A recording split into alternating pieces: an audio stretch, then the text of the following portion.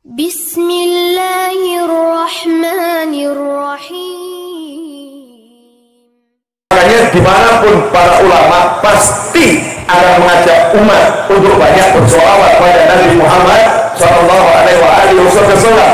Dan menariknya, ternyata solawat pada baginda Muhammad Sallallahu Alaihi Wasallam adalah salah satu cara birrul walidain, berbakti kepada kedua orang tua. Siapa banyak bersolawat pada Nabi Muhammad Sallallahu Alaihi Wasallam, maka dia sudah berbakti kepada kedua orang tuanya. Pertanyaannya, apa hubungannya solawat dan birrul walidain? Benar ya? Jadi kok nggak nyambung ya, solawat sama birrul walidain? Nyambungnya di sini. Dalam sebuah hadis Nabi bersabda Sallallahu Alaihi Wasallam, jika ada satu umatku bersolawat, sesungguhnya Allah sudah menyiapkan malaikat khusus, yang malaikat tadi akan mendatangiku dan menyampaikan, ya Rasulullah, fulan putranya fulan bersolawat kepadamu. Kemudian Rasulullah SAW menjawab, untuknya juga solawat dan salamku. Jadi nama orang tuanya dilaporkan kepada Nabi Muhammad SAW. Anaknya Mbak Mo solawat, anaknya Pak Badrul solawat. Ini nanti malaikatnya ngomong nih, anaknya Pak Novel solawat. Laporan masuk kepada Nabi Muhammad SAW, nama orang tuanya dilaporkan terus, sehingga Rasulullah SAW, oh ini bapaknya baik, ini ibunya baik. Kenapa? Terbukti anaknya soleh, sehingga orang tuanya dikenal sebagai orang tua yang baik berkat anaknya solawat pada Nabi Muhammad Sallallahu Alaihi Wasallam. Karena itu kita ajarkan keluarga kita solawat. Sayangnya ini kurang kita ajarkan. Kita nggak nanya sama anak, hari ini udah sholawat pagi belum? Udah sholawat sore belum? Siapa sholawat pagi 10 kali, sholawat sore 10 kali, maka dia pasti dapat syafaatku. Begitu kata Nabi Muhammad Sallallahu Alaihi Wasallam. Ibu-ibu dan pemirsa dimanapun antum berada, saya akan jelaskan 1 menit. Udah berapa menit saya ngomong Mas Eto?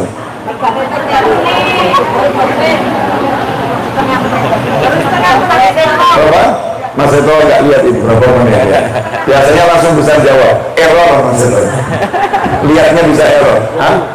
20 menit. Oke, tambah 5 menit. Bu, di samping saya ada Mas Haris. Ya, ada Mas Haris. Pengalaman hidup di masyarakat. Betul? Di belakang saya ada bunyi-bunyi, ada bunyi Syahwal Afiyah. Pengalaman hidup di masyarakat. Saya mau nanya ya Bu, tolong dijawab jujur. Jujur ya, jenengan mau minta tolong sama seorang gubernur, mudah atau susah? Susah karena gubernur bukan milik jenengan, betul? Ya milik masyarakat satu provinsi. Maka ada aturan yang harus dipenuhi. Jenengan harus datang ke kantor gubernur, benar? Kemudian mengikuti protokol yang berlaku dan seterusnya. Nanti dibuatkan janji, syukur-syukur dapat janji dan ditolong, syukur. Betul begitu? Kalau dinaikkan lagi, jenengan mau minta tolong sama seorang presiden, dimanapun presidennya dan siapapun presidennya, lebih mudah atau lebih susah? Presiden milik satu negara yang mau minta tolong banyak, betul?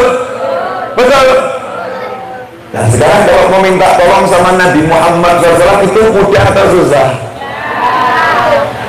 Ternyata mau minta tolong sama kanjeng Nabi Muhammad SAW itu murah, mudah, gratis, dan pasti ditolong. Bagaimana itu? Rasul menyatakan SAW, siapa yang pagi sholawat padaku 10 kali, sore sholawat padaku 10 kali, aku jadi penolongnya. Pun sallu ala Nabi. Bayangin coba, Rasulullah akan menolong kita kalau kita sholawat 10 di pagi hari, sholawat 10 di sore hari. Mudah atau susah? Coba kalau Rasul bersabdanya seperti ini, siapa yang malam tahajud 1000 rakaat, saya akan menolong dia. Mundur semua. Betul? Siapa yang puasa Daud, saya akan menolong dia. Mundur maka mundur. Mundur sedikit orang yang berhasil. Benar kan ya? Tapi karena sayang, wa ma arsalnaka illa rahmatan lil alamin. Nabi Muhammad SAW ini rahmat bagi jagat raya, terkhusus untuk umatnya. Rasulullah SAW ingin semua umatnya selamat, makanya Rasulullah ngobrol murah pertolongannya. Aku akan menolong dia. Syaratnya pagi sholawat 10 kali, sore sholawat 10 kali. Pertanyaan saya, itu mudah atau mudah? Mudah atau mudah? Mudah atau mudah? Murah atau gratis? Masya Allah. Yang nolong siapa? Yang milik jagat raya. Kalau nggak ada beliau, nggak ada surga, kata Allah Ta'ala. Laulaka ya Muhammad SAW. Kalau bukan karena engkau, tidak aku ciptakan semuanya. Dan tidak ada satupun yang bisa masuk surga sebelum pintu surga dibuka oleh Nabi Muhammad SAW. Rasul yang luar biasa ini ternyata mengobrol murah pertolongannya. Akan aku tolong, akan aku tolong, akan aku tolong, akan aku tolong. Syaratnya sholawat 10 di pagi hari, sholawat 10 di sore hari. Nah kalau yang 10 aja ditolong, apalagi yang 100, apalagi yang 1000. Karena itu Rasul menyatakan SAW, yang paling dekat dengan aku di hari kiamat adalah orang yang paling banyak bersolawat kepadaku. Oke, sampai di sini. Ternyata ada seorang anak yang akhlaknya belum mulia. Gimana cara merubahnya? Yang sering membuat akhlaknya anak gak mulia itu kadang ibunya sendiri. Bapak enggak, aman. Bapak enggak ketemu soalnya keluyuran terus ya. Tapi ibunya ini yang sering kali membuat akhlaknya anak gak mulia. Kenapa? Karena ibunya marah dari hatinya, pegel, sebel, jengkel sama anak. Bocah kok kayak gini, anak kok seperti ini. Begitu orang tua sebel, maka berlakulah sabda Nabi Muhammad SAW, wasuhtullah fi suhtil walidain. Marahnya Allah kepada anak bergantung marahnya kedua orang tua. Kalau orang tuanya marah, saat itu Allah marah sama anak tersebut, sehingga meskipun diruqyah model apapun, ya dibacakan wirid model apapun, dinasehati model apapun, gak akan bisa masuk ke dalam hatinya, karena hatinya terhijab, diblokir oleh Allah Subhanahu wa Ta'ala karena amarahnya orang tua. Maka kalau kita pengen anak kita genah, nomor satu syaratnya, jangan pernah dari hati marah kepada anak, jangan pernah ucap yang jelek kepada anak, ucapkan yang baik-baik. Ajak anak sholawat, selesai. Ajak sholat, ayo nak, dah pegang tasbih, yuk baca sholawat sama bapak sama ibu bareng-bareng gitu. Itu nanti kalau berjalan terus tiap hari, janji Rasul pasti terlaksana. Sholat yang paling dekat, yang paling banyak sholawat, yang paling dekat, yang paling akhlak mulia. Berarti yang banyak sholawat akhlaknya akan mulia. Dengan sendirinya dirubah oleh Allah Subhanahu wa Ta'ala. Anaknya yang tadinya nggak mau ngaji, nanti tiba-tiba minta ngaji. Anaknya yang malas ke masjid, tiba-tiba minta ke masjid. Anaknya yang nggak pernah mau dengarkan pengajian, tiba-tiba mau dengarkan pengajian. Anaknya yang berat cium tangan, tiba-tiba cium tangan dan cium ke kening. Akan dirubah oleh Allah Subhanahu wa Ta'ala. Suami sama bu, kalau ibu pengen suami ibu genah dan suami pengen istrinya genah, cek sholawat kita kepada Nabi Muhammad SAW dan cek sholawatnya suami pasang hidup pada Nabi Muhammad SAW. Kondisikan agar satu keluarga banyak sholawat. Dan inilah perannya Jamuri, ya, perannya Jamuri, ngajak bukan cuma satu keluarga, satu kampung untuk bareng-bareng bersolawat. Kalau udah semua diajak sholawat, maka rahmat pasti datang dan syafaat didapatkan, sehingga selamat dunia, selamat akhirat. Alhamdulillah. Jelas semuanya? Saya kelihatan semangat dan padahal ya nyopir dari Bandung Solo. Iya, padahal tadi malam saya ceramah ya sampai jam 12 ya. Jam 12 malam 2 jam 11 menit saya ceramah. La haula wala quwata illa billah, masyaallah. Ya, kemudian nyampe di rumah saya nggak duduk. Saya ngecek bangunan, ngatur pembangunan seperti apa. Setelah itu jalan ke sini. Nanti malam saya belajar Zoom. Besok saya pagi-pagi harus sudah ngurusi persiapan pengajian hari Jumat. Besoknya lagi, insya Allah terus bergerak. Kenapa saya semangat? Karena saya pengen nanti Rasulullah SAW itu ketemu saya mesem dan manggil putuku ini ya. Cucu sini gitu, cucu yang dibanggakan. Saya nggak mau jadi cucu yang naudzubillah min dzalik, cucu yang membuat sedih seorang kakek. Dan saya pengen almarhum ayah saya dalam kubur sana bahagia. Saya pengen ibu saya semoga panjang umur berkeadilan, saya walafiat. Senangnya orang anaknya, lihat anaknya senang. Dan terakhir ibu-ibu nanti bisa konfirmasi langsung tabayun ke ibu saya.